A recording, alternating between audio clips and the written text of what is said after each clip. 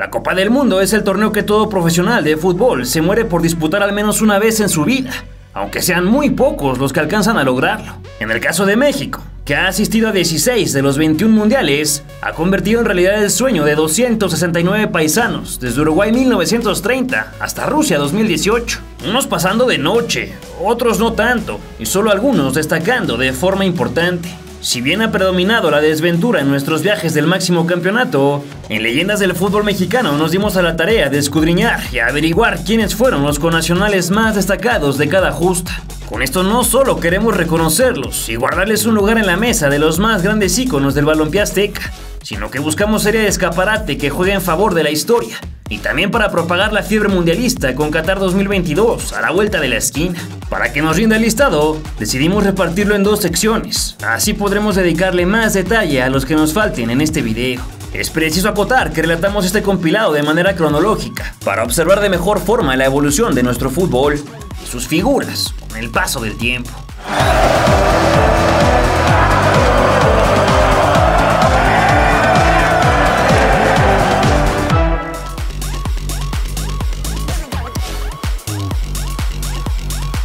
El 9 de diciembre de 1923, la selección mexicana disputaba su primer partido de todos los tiempos, y poco más de 6 años después se trasladaba a Uruguay para participar en la primera Copa del Mundo organizada por la FIFA. Este es un buen momento para recordarte que tenemos una serie con todos los mundiales en los que ha participado nuestro país. Por supuesto que te voy a dejar el link en la descripción. Entre la lista de jugadores que viajaron a Montevideo estaban Óscar Bonfiglio, Manuel el Chaquetas Rosas, el Reco Rafael Garza, Hilario el Moco López, Luis Pichojos Pérez y Juan Carreño.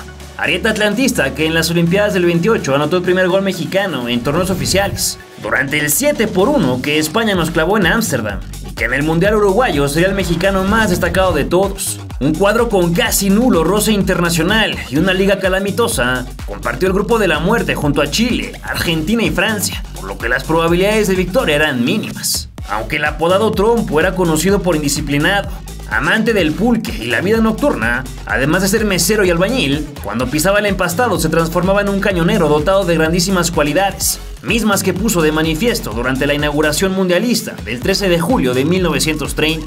Pese a que nuestro representativo ya lo perdía 3-0, 25 minutos después del entretiempo, el romperredes del equipo del pueblo recortó el marcador, cascando el primer gol de la historia para nuestro país en estas lides. Al final de los 90, Francia lo ganó 4-1. Para el siguiente duelo contra Chile, los pupilos de Serrallonga sufrieron un nuevo descalabro, comiéndose 2 del Zorro Vidal, además de acuchillarse con el primer autogol de las Copas del Mundo, que fue obra del Chaquetas. No obstante, debemos resaltar el buen actuar de Carreño e Hilario López, que según rezan las crónicas de la época, dejaron cuerpo y alma para doblegar a los chilenos, mas no tuvieron suerte. Ante la potente Argentina se esperaba un desenlace más o menos parecido, y así fue, solo que el Granate cayó con decoro, faltándole al respeto al albiceleste. El pleito acabó 6-3, con goles mexicanos de Gallón y 2 de Rosas, uno desde los 11 pasos, el primero de los mundiales en caer por la vía del penal. Juan el Trompo Carreño, el mexicano más sobresaliente en Montevideo junto a Rosas, murió el 17 de diciembre de 1940 a causa de una apendicitis. Tenía 32 años, mismos que le bastaron para convertirse en un emblema histórico de la selección, al festejar el primer gol mexicano en Olímpicos y en Copas del Mundo. También fue todo un ícono del Atlante, con quien campeonó en la 31-32, siendo el máximo artillero de la liga, y a la campaña siguiente también se coronó, ahora con el España. Nada mal para el bohemio de Tacubaya.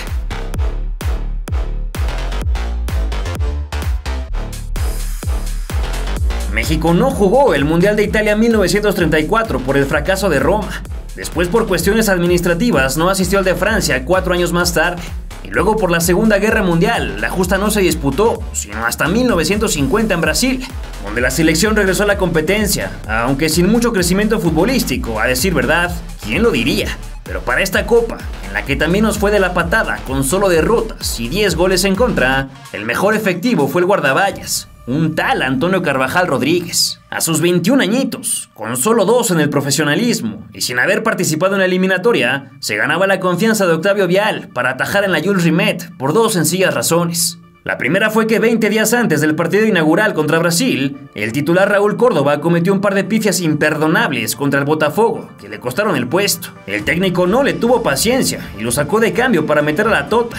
quien jugó el resto del partido y 7 días más tarde repitió en el 3-1 sobre el Génova, donde los relatos noticiosos advierten que el portero del España fue de lo mejor sobre el campo.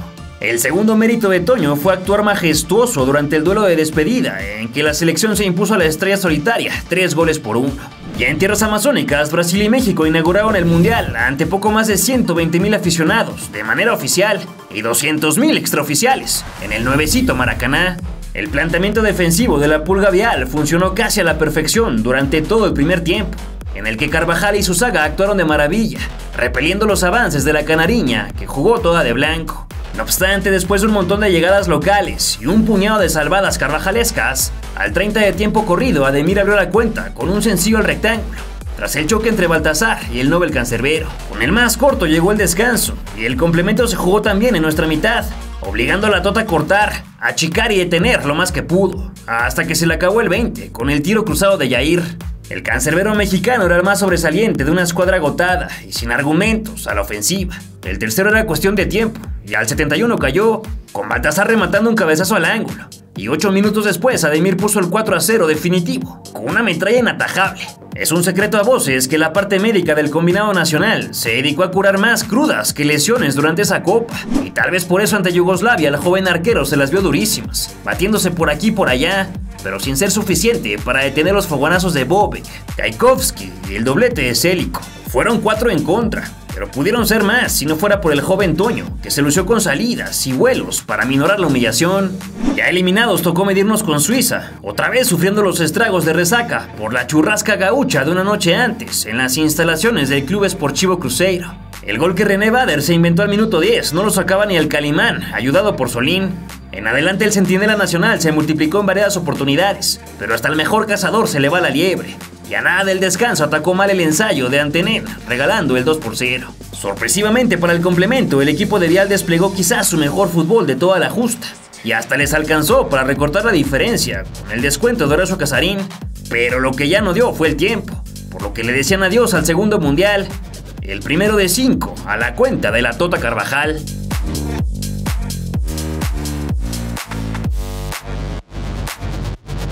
La Copa del Mundo de Suiza 1954 fue la primera a la que México accedió por medio de una ronda clasificatoria entre los países confederados a la zona norte, centroamericana y del Caribe, que todavía no se llamaba CONCACAF. Dentro de ese combinado había jugadores de gran cartel como el propio Carvajal, José Lamadrid, Raúl Cárdenas, Raúl Arellano y un delantero de nombre Tomás y de apellido Balcázar, que sería lo mejorcito del equipo, y que además fue el goleador de la clasificación, despachándose 5 pepinos en 4 partidos. Como dato de color, este delantero rojiblanco se convertirá en el futuro suegro y posterior abuelo de 2 grandiosos futbolistas, Javier el Chicharo Hernández, que también sería seleccionado nacional, y su nieto Javier Chicharito Hernández, que engrandeció a su estirpe proclamándose como el máximo anotador histórico del tricolor, con 52 anotaciones. Ya en Suiza, los dirigidos por López Herranz compartieron grupo con Francia, Yugoslavia y Brasil, por lo que el pronóstico mexicano era poco halagador, aunque el técnico nacional había declarado anteriormente que su equipo estaba a la altura de las circunstancias y veía cercano vencer a los sudamericanos. Al igual que en 1950, México disputó con gallardía y buen fútbol durante los primeros minutos. Sin embargo, después del 20 se acabó la magia y en Ginebra nos comimos 5, en lo que por cierto fue el estreno de la remera verde-amarela, que hoy es tan característica en los brasileños. Cabe mencionar que la Tota no atajó aquel 16 de junio por una tendinocinovitis en el meñique de la mano derecha, y su lugar lo ocupó Salvador Mota. Por su parte, Balcázar y sus compinches al ataque poco pudieron hacer, siendo un cañonazo de Lapín al 25 lo más peligroso de todo el partido.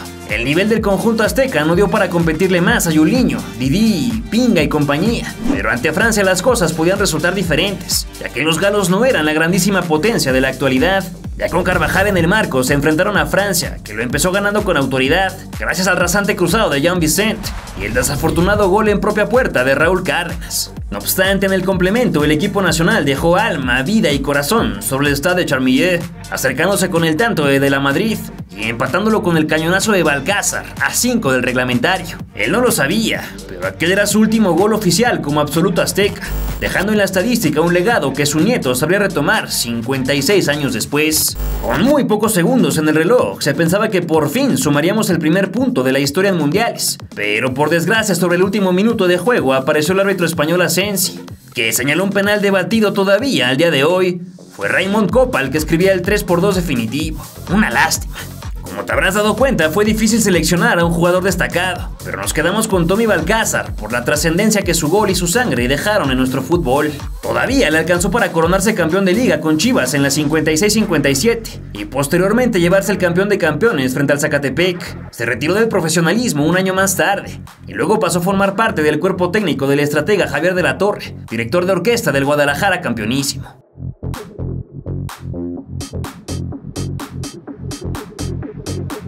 Para el Mundial de 1958, Europa repitió como sede del Campeonato Mundial, en Suecia.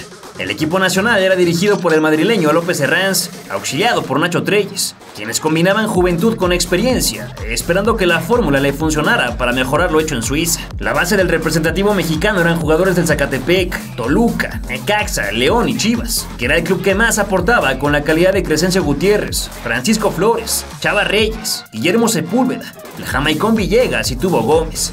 No jugó. No obstante, el jugador a seguir durante la sexta edición de la Copa del Mundo fue el delantero del Cuautla, Jaime Belmonte.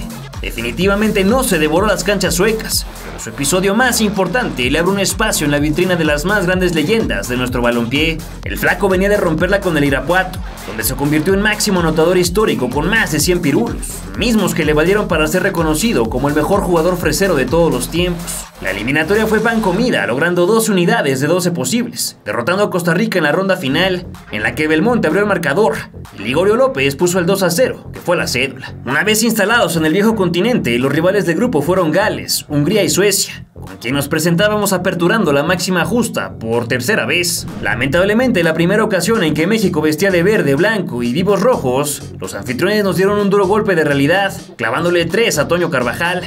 Por cierto que la Tota alzaba la mano como el primer jugador en participar en 3 mundiales consecutivos, y los que faltaban. Pese al saldo negativo, el equipo de López Herranz y Nacho Treyes tuvo una actuación aceptable, destacando Carvajal para ser el marcador menos abultado gracias a sus lances, Jamaicón Villegas que anuló a Kurt Hamrin durante casi todo el partido, y para de contar.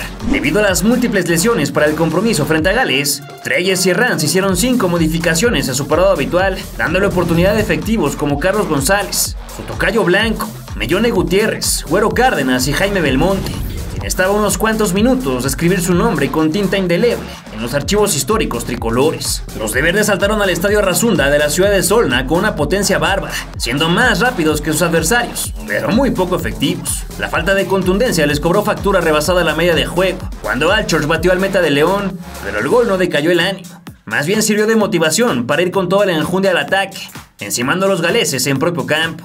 Nunca se había visto al equipo mexicano asediar de tal manera a sus adversarios, solo que ningún intento rebasaba la línea de gol, mientras el reloj continuaba su inevitable marcha. Sin embargo, como en las buenas historias, el drama final es la mejor parte, y los nuestros fueron los protagonistas de la trama, con el futbolista fresero en la punta de lanza.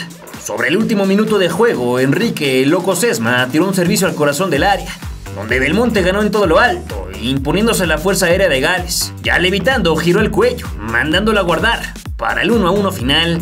Tras el cese de las acciones, México sumaba su primer punto en mundiales, y aunque moría la esperanza de avanzar a las finales por la derrota de 4-0 frente a Hungría, nacía una estrella que brillaría para toda la eternidad, el héroe de Sol.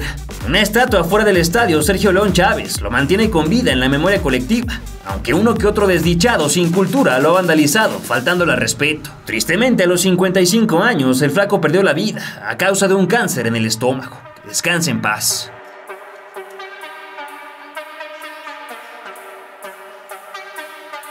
La década del 60 marcó un antes y un después en los libros del balompié azteca, creciendo exponencialmente debido a la visión de Guillermo Cañedo, que impuso el fogueo internacional, así como la creación de la CONCACAF, nuestra bien amada confederación. Mientras Chivas la rompía en la liga, consagrándose como el famoso campeonísimo, la selección mexicana se ocupaba de clasificarse para la Copa del Mundo de 1962, a celebrarse en Chile. Si bien el seleccionado azteca contaba con grandes figuras del Guadalajara tricampeón, como Chava Reyes, Héctor Hernández e Isidoro García, el jugador que más pesaba dentro y fuera del campo, mismo en el que recaían las esperanzas tricolores, era el ya veterano Antonio Carvajal, que a sus 32 años apuntaba para su 4º campeonato del mundo.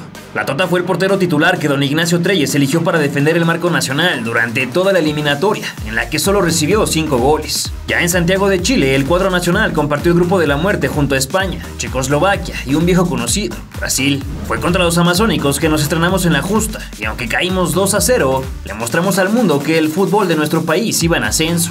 El primer tiempo fue un tanto parejo, con una leve inclinación hacia el lado brasileño, que producía mucho más a la ofensiva.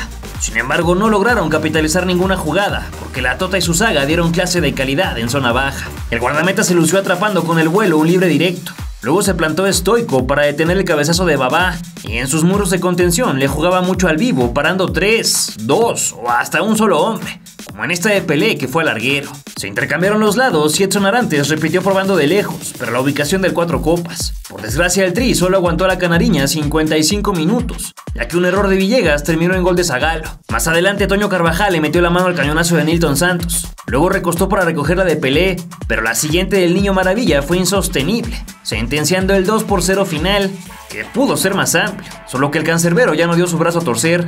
El rival en turno era España, partido perdido sobre el último minuto con el tanto de Joaquín Peiró, que tanto dolió a los mexicanos de la época. No obstante, debemos resaltar el buen actuar de nuestros paisanos, sobre todo los achiques y atajadas de la Tota, además de las brillantes barridas de Jesús del Muro, que jugó un partido soberbio. Con 2 derrotas, 0 goles y 0 puntos, la selección quedaba fuera de la Copa del Mundo. Sin embargo, la mentalidad de Nacho Treyes no permitió que el ánimo de sus muchachos decayera, obligándolos a cerrar con decoro y gallardía su participación.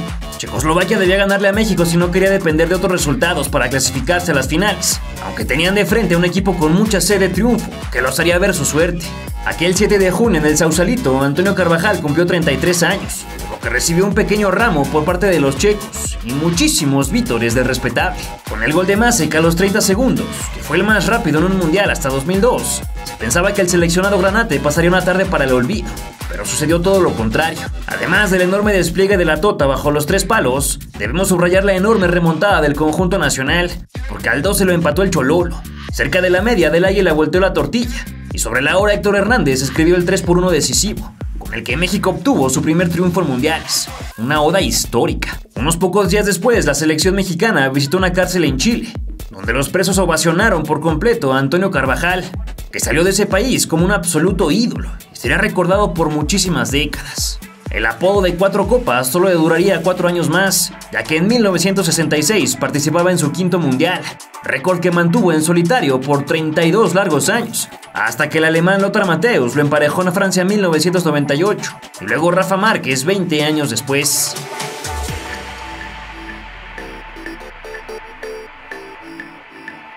En 1966 pasó lista en el calendario. Ignacio Treyes continuaba al mando de la selección, al mismo tiempo que dirigía al América, pero con el Mundial de Inglaterra aproximándose abandonó a las Águilas para meterse de lleno con el representativo azteca. Una de sus obligaciones era solucionar la eterna falta de gol del conjunto nacional, por lo que volteó a ver a un tal Enrique Borja, veinteañero de los Pumas, que la estaba rompiendo con 2 anotaciones en la última temporada. Entonces el cirano se subió al avión con destino al Reino Unido en lugar de Héctor Hernández y Alfredo del Águila, pilares al ataque en Chile 4 años antes, pero que con más de 30 años no eran opciones para Treyes. Caso contrario al de la Tota, que a sus 37 también viajó con el grupo, aunque sin muchas posibilidades de competir con el titular, Ignacio Calderón, que ya era el favorito del míster. Los rivales de grupo fueron Inglaterra, Uruguay y Francia, con la que los verdes se presentaron el 13 de julio del 66 sobre la grama de Wembley. En virtud de que los galos todavía no eran potencia, se esperaba un partido abierto que podía ser para cualquiera. Horas antes del silbatazo inicial, Treyes visitó en su habitación al Nobel delantero para avisarle que iba de arranque, la mayor sorpresa de esa tarde. Los primeros minutos de su debut fueron dolorosos por las patadas que le propinaron los europeos. Más tarde le quedó un bombón de cabeza, pero la mandó al Big Ben. Después movió la red con un zurdazo que fue invalidado por estar en offside, y en los confines de los primeros 45 se inventó un escorpión que no cumplió su cometido. Tras la arenga del entretiempo, México salió enchufado. Chavarríes soltó para Fragoso, quien de 3 uñas entregó a Padilla. Aarón encaró y descargó para su socio y amigo, que ganó el frente, pero abanicó su ensayo. Por fortuna el rebote defensivo le favoreció y a lo Borja cascó el 1-0. ¡Jugar Borja, no falles! ¡Gol de México! ¡Gol de México!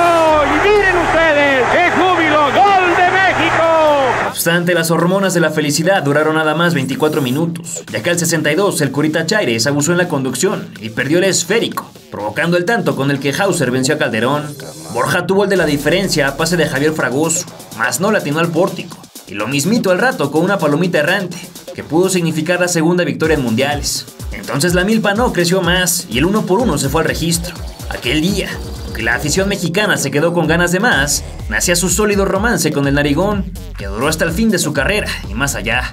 Contra Inglaterra, Treyes se encajonó formando un 6-3-1 con Borja como el más adelantado. Desde el toque inicial México se dio el balón a los creadores del reglamento, pero no hubo acciones de peligro, sino hasta que Peters cañoneó desviado. El segundo aviso fue de Jimmy Greaves, que de cabeza la sacó por encima. Luego Bobby Moore repitió por aire y agitó la malla, solo que no contó para la estadística por un recargón sobre Chaires. La primera diana para el equipo de casa se sentía cerca y llegó al 37, cuando Bobby Charlton deleitó la grada con un escopetazo imparable para el cuate. Volteamos la página y para el segundo lapso Borja quiso competir por aire con Gordon Banks, pero ganó el manotazo del portero de los Foxes. Los pocos balones que el jovenzuelo de Pumas recibía al frente los trataba de convertir en jugadas de peligro, aunque era imposible salir entre tantos blancos, así que optó de nuevo por el inverosímil recurso, que se quedó en nada. Con la ilusión de ir al frente por el empate, los grandes descuidaron las tareas defensivas, y al 75 les cayó el segundo con el contrarremate de Roger Hunt, tras el bombazo de Jimmy Greaves. El saldo final fue un decoroso 2-0, y la lesión en el hombro de Nacho Calderón, por lo que la Tota saltaba de titular contra los Charrúas, en lo que oficialmente era su quinta participación en Copas del Mundo, convirtiéndose en eterna leyenda. México debía triunfar por 2 goles de diferencia para dejar fuera a la bicampeona del mundo y meterse a cuartos, pero aunque gozó de la posesión la mayor parte del juego, jamás supo dar el marco de Ladislao Mazurkiewicz. Troche le quitó a Borja su segundo gol de la Copa. Cisneros reventó el poste, luego el chamaco falló un penal en movimiento y a Padilla casi le sale un gol olímpico. El 20 mexicano lo intentaba de media distancia, pero a tierra de nadie, y posteriormente repitió con un par de testarazos que terminaron lejos del objetivo. La segunda parte fue casi una calca de la primera, solo que nos tocó ver a un Uruguay más ofensivo, por lo que la Tota se exigió con la que es su mejor atajada filmada, usando sus reflejos a la velocidad de la luz. El 19 de julio no hubo goles en Wembley, y con el empate México quedaba eliminado, pero con la sensación de que pudieron lograr más, de haber sido contundentes frente al marco de Francia y Uruguay, además de no ser tan miedosos contra los eventuales campeones del mundo. Asimismo nacía el mito de Enrique Borja, que dejó muy buena impresión en el medio futbolístico nacional e internacional, pero que sorpresivamente comería banca 4 años más tarde, pese a ser el delantero más prolífico en los últimos tiempos.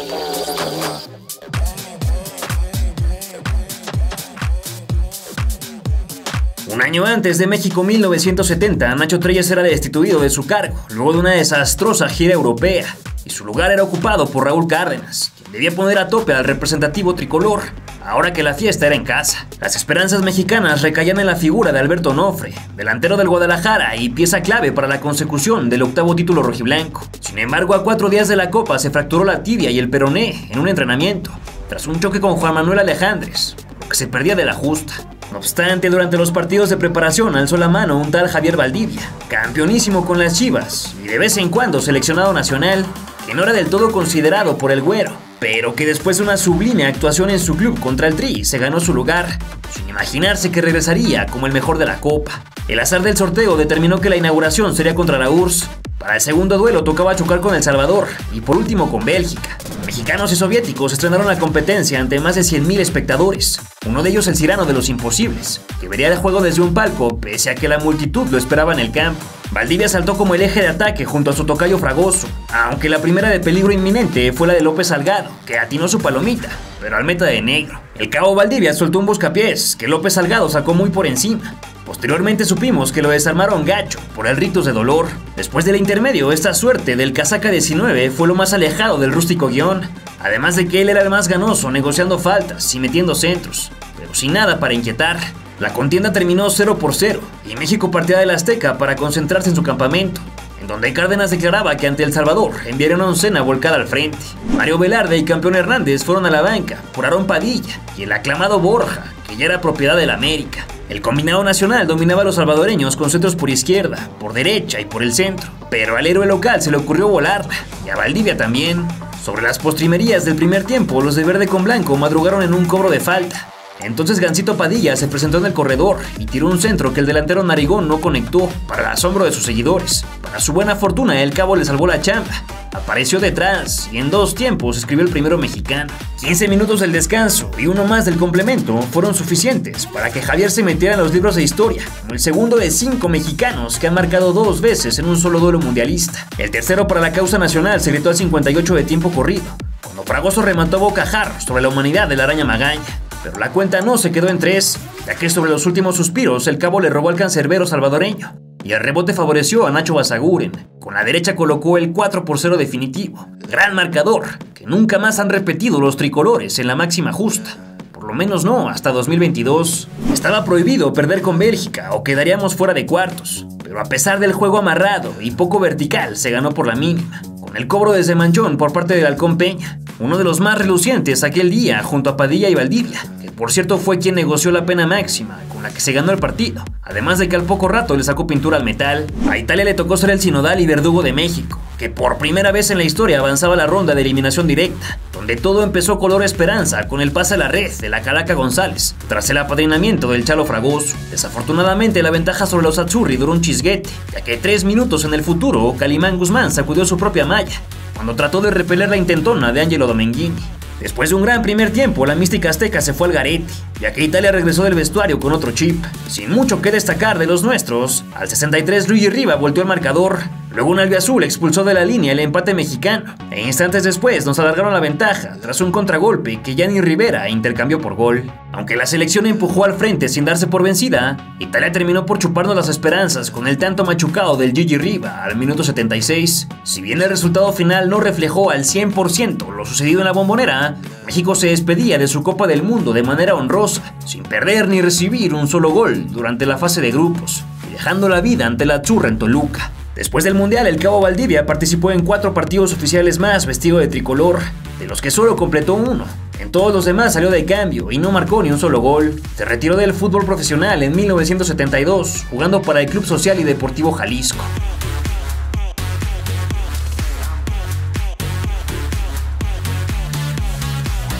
El representativo azteca no acudió al Mundial de 1974 en Alemania por el papelón del premundial del 73, mismo que le costó el cargo a Javier de la Torre, que fue suplido por un interinato de Ignacio Jauregui. Al gallo le siguió Don Nacho Treyes por un rato, y luego José Antonio Roca le entró al quite, pues era el más cotizado tras alzar con América una liga en la 70-71 y una copa en la 73-74. Roca clasificó a México caminando para el Mundial argentino, donde sus más importantes estrellas fueron Leonardo Cuellar, Hugo Sánchez y Víctor Rangel, que gritó 6 dianas en la eliminatoria. No obstante, ninguno de ellos sería el mexicano más destacado sobre suelo argentino.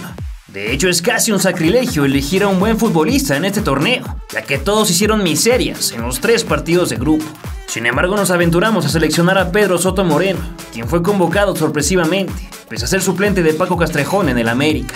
Una gira positiva del otro lado del charco, ante clubes europeos, y una potentísima campaña mediática inundaron a los mexicanos con la idea de que los seleccionados estaban para cosas grandes, por lo que se esperaba que Alemania Federal, Polonia y Túnez nos comieran el polvo en la fase de grupos. El 2 de junio en Rosario, México enfrentó a los tunecinos y José Antonio Roca se decidió por Pilar Reyes para jugar con las manos, aunque nada de rigor sucedió en las porterías hasta que el de la U de Nuevo León se tendió, expulsando la amenaza de Mohamed Ben Rahaem.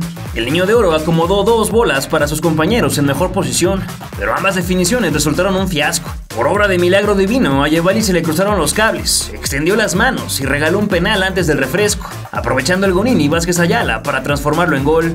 Sin embargo, para los segundos 45, el tricolor dejó el fútbol en los camerinos y entregó el partido. Aunque el Piluco dio todo de sí bajo los 3 palos, nada pudo hacer con el bote bravo en el disparo de Ali Cabi.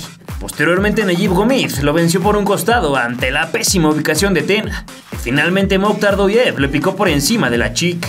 Cargando sobre la espalda la primera victoria de un representativo africano en mundiales, tocó enfrentar al campeón vigente, que nos retacó la canasta en lo que es el peor partido mexicano de toda su historia en Copas del Mundo. Otra vez Reyes se desenvolvía con oficio, ganando por aire cuando le solicitaban, pero la RFA se adelantó muy rápido con las llanas de los Müller. Dieter cortó el listón al cuarto de hora con un zurdazo de primer nivel, y 15 minutos después Hansi repitió, solo que con la diestra. El arquero poco o nada pudo hacer. El 3-0 lo hizo Rummenigge, como quitándose conos en el interescuadras, y cual ley de Murphy, Pilar Reyes abandonaba el terreno tras quedar tocado en su salida sobre el próximo Balón de Oro. Entonces fue que Pedro Soto Moreno entró a los Cates, sin saber que recibiría la misma dosis que su compañero en el debut mundialista. El primero se lo cascaron antes de ir al descanso, una vez que Heinz Flogel aprendió sabroso ante la adormilada saga. Ya en los segundos 45 Soto regaló un córner, pero luego se reivindicó mitigando la de Karl-Heinz, que después cantaba su segundo gol en Córdoba, empalmando de aire el 5-0 y dejando plantado al suplente del suplente. Klaus Fischer quiso subir el sexto, pero Soto Moreno recostó negando. Sin embargo, al 90 el del Colonia pateó advirtiendo su gran calidad y pegado al poste sentenció la goleada más abultada que México ha sufrido en la justa. Ya eliminado, se debía cumplir con la obligación ante Polonia, donde curiosamente se jugaría el mejor de todos los partidos. En los minutos iniciales pasó nada, hasta que Soto recostó atento y repelió la fusilada de Andrei Siwan. Otra para resaltar de Pedro fue su valiente salida ante la avalancha de Bogdan Mastaler, pero lastimosamente Boniek entró de atrás al 43, convirtiendo en golazo el servicio de Lato. Rangel rompía su sequía con un tanto que ni él sabe cómo anotó. Más de nada sirvió, porque el mejor futbolista polaco de todos los tiempos dijo quítate que ahí te voy, y de campana escribió el de la separación. Para cerrar con broche de oro, Zbigniew Boniek aprovechó las permisiones de la saga y desde 3/4 pasó a cobrar a la caja el 3-1 polaco. Así se terminó el mundial con más expectativas, con menos resultados que nuestros tíos y abuelos tuvieron que atestiguar. De vuelta en casa, Pilar Reyes sorprendió en la final de la 79-80, convirtiéndose en delantero y asistiendo de taquito al abuelo Azuara, empatando la serie, que los Tigres terminaron perdiendo 4-3 a manos de Cruz Azul. Se retiró en 1987, jugando para Monterrey. Por su parte, Pedro Soto dejó a las Águilas en el 81 para firmar con el Puebla, quien colgó los guantes 3 años después. Siempre será recordado por la anécdota sucedida tras el partido contra Alemania, cuando lleno de cínico ingenio mexicano le dijo al desorientado Reyes: empatamos, Pilar, a ti te metieron 3 y a mí también.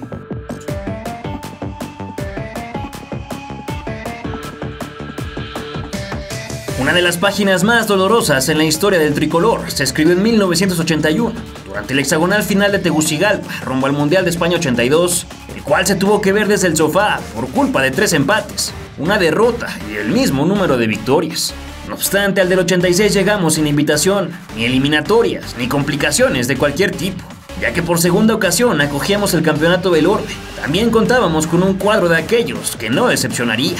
La plantilla nacional estaba plagada de figuras de altísimo nivel, como el portero Pablo Larios, el talentoso Abuelo Cruz, el joven Miguel España, el merengue Hugo Sánchez, el capi Tomás Boy, el vasco Javier Aguirre, el zurdo Manuel Negrete y el líder sin gafete, Fernando Quirarte. El sheriff era un centralísimo de cepa que defendía tan bien como atacaba, lo que ayudó sobremanera al equipo de Bora, enalteciéndose como el mejor guerrero de la justa, aunque sin demeritar lo realizado por otros elementos como el vasco, Negrete o el mismo arquero de la selva, quienes también se mostraron bárbaros. Los contendientes en la primera fase resultaron Paraguay, Irak y Bélgica, en la que México se presentó 3 días después de la inauguración, ya que para entonces el campeón defensor era el encargado de abrir la competencia. Las hostilidades entre mexicanos y belgas iniciaron el mediodía del 3 de junio en el Coloso de Santa Úrsula, con Larios imponiendo su autoridad en las alturas. Quirarte colgó el primer aviso con un testarazo lejano que no tocó puerta, y luego se apuró en tareas defensivas, sacando con un reversazo el centro de Philippe Demet. Apenas rebasábamos el 20 cuando el defensor del rebaño se sumó al ataque para rematar con violencia el servicio de Tomás Boy,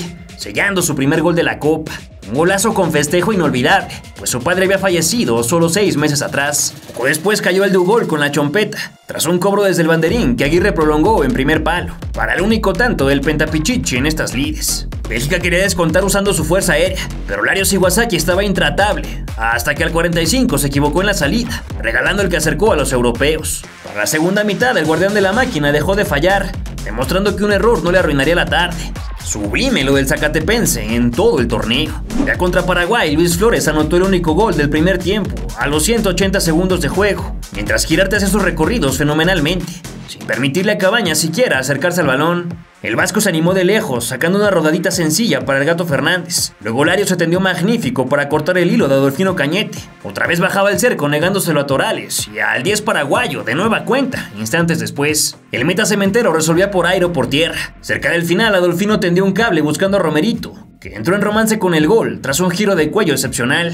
dejando imposibilitado al portero selvático, que había durado 85 minutos sin recibir ofensas. Todavía Hugo pudo romper la diferencia desde el punto de cal, sin embargo al del Real Madrid le tocó fallar y todo quedó 1-1. El tercero de grupos fue contra un Irak que opuso mucha resistencia, aunque México falló a discreción, perdiéndose de varias y variadas, como el cabezazo del número 13 antes del medio tiempo. Quirarte creó la primera interesante del complemento, con una raya que el valla iraquí sacó apenas pudo, pero minutos más tarde el central con la 3 en la espalda recibió de Negrete dentro del área.